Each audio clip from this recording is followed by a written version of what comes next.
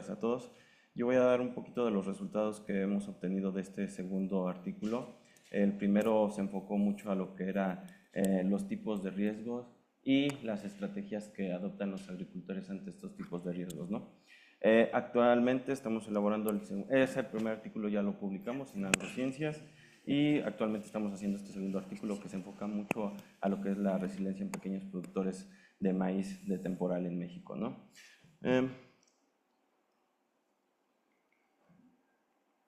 Bueno, el contenido es básico, una introducción, objetivos, materiales, métodos, resultados, conclusiones, revisión de literatura.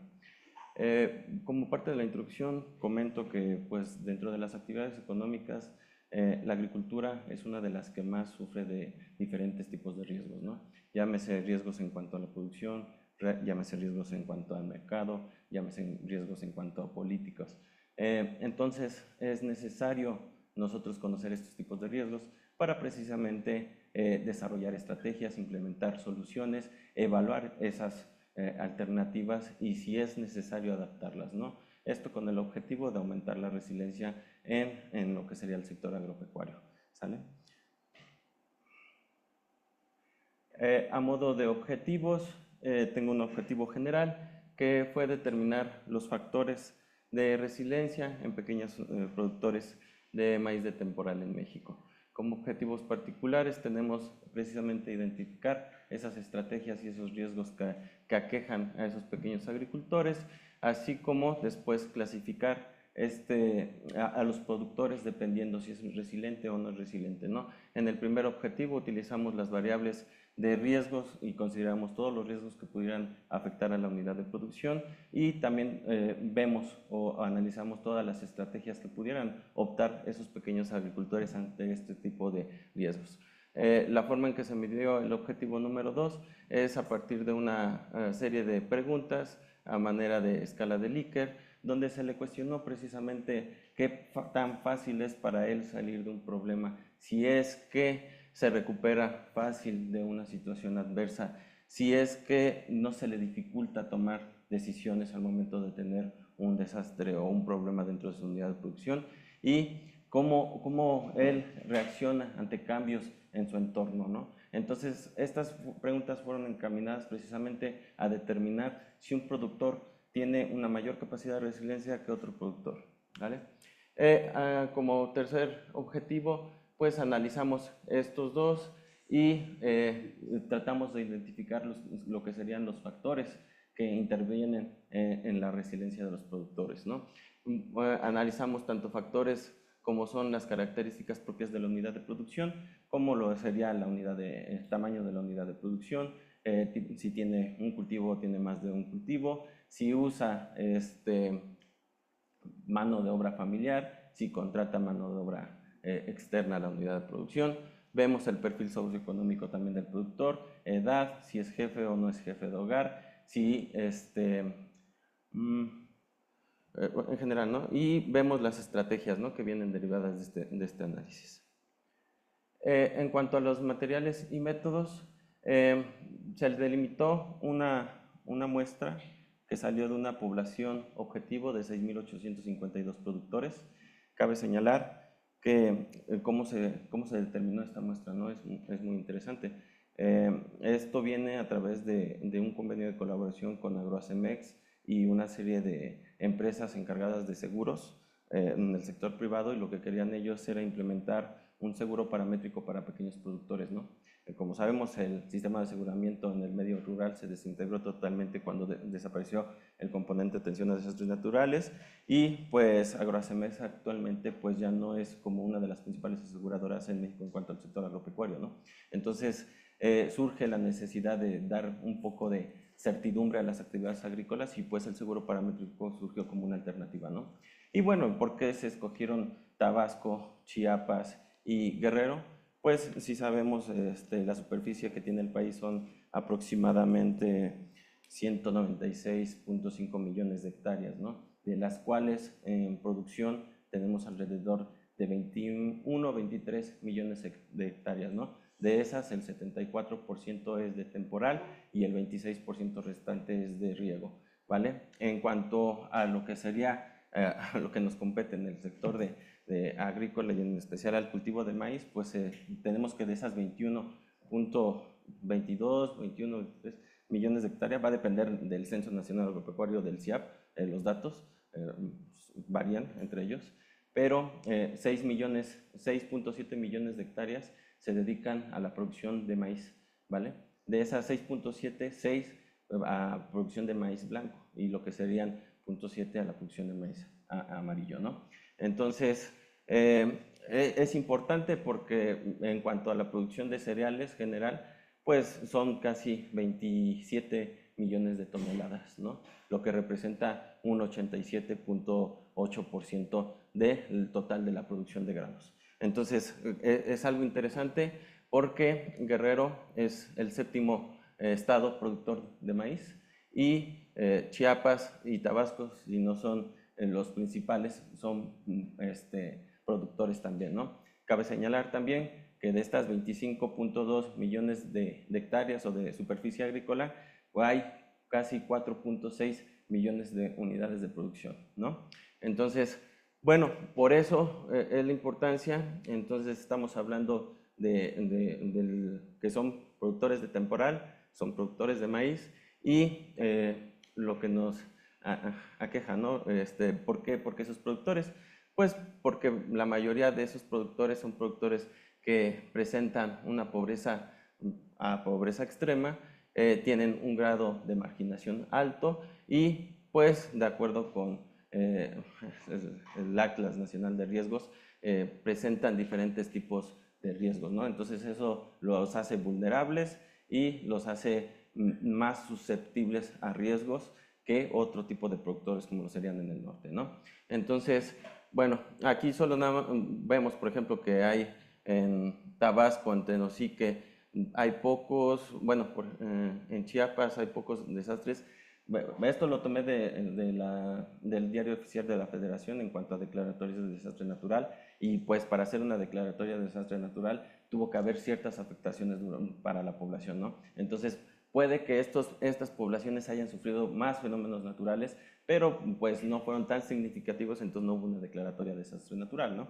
Estos eran importantes en su momento porque a través de estos empezaron a detonar los mecanismos de apoyo a los pequeños productores, ¿no? Ya sea apoyos directos en forma económica o en especie, o sí, siempre y cuando para que se ayudaran a recuperarse, ¿no? Pero bueno, vean que los fenómenos hidrometeorológicos como lo son la sequía, las heladas, lluvias torrenciales, granizo, etcétera, son los que más aquejan a esa población, ¿no? Y bueno, Guerrero, Zapotitlán, Tablas es un claro ejemplo. La muestra al final se realizó con un muestreo estratificado con un 5% de confiabilidad, una confiabilidad del 95% y un margen de error del 5%, ¿no? La variable de estratificación fue la superficie y al final quedaron 330 productores. Después se realizó, como les digo, la colecta de información. Esto fue en todas esas localidades y fueron durante abril y junio del 2022 y se aplicó un cuestionario, simplemente se aplicó un cuestionario con 5 secciones: un perfil socioeconómico, características de la unidad de producción, estrategias de gestión de riesgos, los tipos de riesgos y las preguntas que les comenté sobre cómo medíamos la resiliencia. Se hizo posteriormente un análisis de la información a través de Excel y SPSS, se vio el perfil socioeconómico, los diferentes tipos de riesgos y las estrategias. Y la resiliencia la clasificamos o decidimos clasificar a los productores con base en la escala tipo Likert, ¿no? Donde hicimos la suma de todos los ítems y tenemos una unidad mayor y una unidad menor. Entonces decíamos que el que alcanzara el mayor puntaje es el que más capacidad tenía de resiliencia y el que tuviera el menor puntaje es el que menos resiliente era, ¿no? Entonces lo clasificamos con una variable dicotómica, 0 y 1, donde 1 iba a ser resiliente y 0 es no resiliente. Y eso lo íbamos a necesitar porque para hacer el modelo lo hicimos a través de un modelo logístico, pasos hacia adelante, y pues lo único que queremos, a diferencia de una regresión lineal simple, es pues precisamente ver la probabilidad de que un productor sea resiliente contra otro que no sea resiliente, ¿no? Entonces queremos saber, a partir de tener un modelo, pues ver cuáles son los factores que tienen más peso o que podrían determinar la resiliencia de los pequeños productores. Y bueno, aquí está expresado, ¿no? las variables dependientes y las variables independientes con un intersecto, una constante y las variables, ¿no? Eso ya lo vimos en estadística. Pero bueno, va desde la variable 1 hasta las 22 variables que les comenté que medí, que eran del perfil socioeconómico, características de la unidad de producción, estrategias. Y al final, pues hicimos una evaluación del modelo a través de una matriz de confusión. ¿Cuáles fueron los resultados? Presento primeramente los resultados del modelo, porque la ventaja que tiene este modelo es que va descartando las variables que no son significantes y solo va dejando las que de verdad fueron significantes. Entonces, el primer paso es el modelo solo con el intercepto y después empieza a meter variables. Empieza a evaluarlas y las va sacando, ¿no? Al final de las 22 variables que nosotros metimos, solo 3 variables fueron las que tuvieron un peso significativo durante el modelo, y fue la educación, la edad y si recibió un apoyo o no. ¿Sale? Este es el factor con el cual multiplicamos cuando sustituimos en la ecuación, y pues algunos elementos de la tabla podremos ver los exponentes de los ODS, que pues por ejemplo en la educación lo único que nos está diciendo que por cada unidad que aumente en educación tenemos un 13.4% de que ese productor sea resiliente, ¿vale? En el caso aquí, por ejemplo, de recibe o no un apoyo, pues prácticamente si recibe un apoyo tenemos el doble de posibilidad de que sea resiliente, ¿no? Entonces es lo que nos dice el modelo, ¿vale? Y al final sustituimos los valores que nos da el modelo dentro de la ecuación y podemos nosotros de cierta forma predecir si un productor con ciertas características es capaz de ser resiliente o no. En cuanto a la evaluación del modelo, partimos de la matriz de confusión y lo único que hace este modelo es comparar ahora sí que hace las ecuaciones, los predictos o los predichos contra los que tenemos en nuestra base, ¿no? O los reales, podríamos decirle, ¿no? Que serían los observados contra las predicciones. Entonces, esto lo que nos dice, por ejemplo, no resilientes contra los predictos, contra las predicciones, quiere decir que este modelo detectó 184 que sí acertó y él dijo, ¿sabes qué? Yo los clasifiqué como resilientes 60, pero en realidad eran no resilientes, ¿no? Entonces vemos que aquí tiene una predicción del 75.41% y en cuanto a resilientes tenemos que tiene una predicción del 61.18%. En general, el modelo tiene una exactitud, una predicción del 71.73%, ¿vale?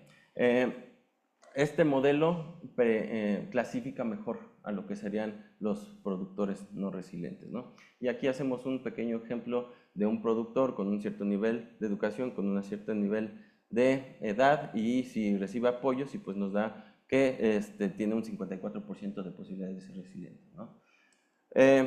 Y bueno, al final hicimos un comparativo de los productores resilientes contra los no resilientes con todas las variables que se analizaron para ver precisamente las características, ¿no? Y qué los hace diferentes unos a otros, ¿no? Por ejemplo, los resilientes tienden a tener un nivel más alto de educación, tener mayor edad y más años dedicándose a la productividad, al sistema, ¿no?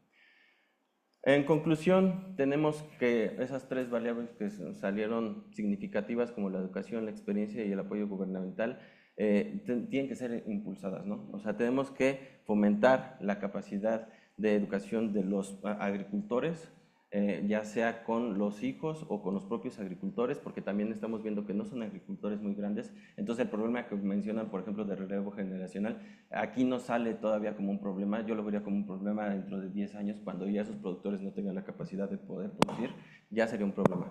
Y bueno, los apoyos, la experiencia que provocan la resiliencia, que aumentan la productividad y podríamos llegar, por ejemplo, a la seguridad alimentaria, ¿no? En general, esta es mi literatura.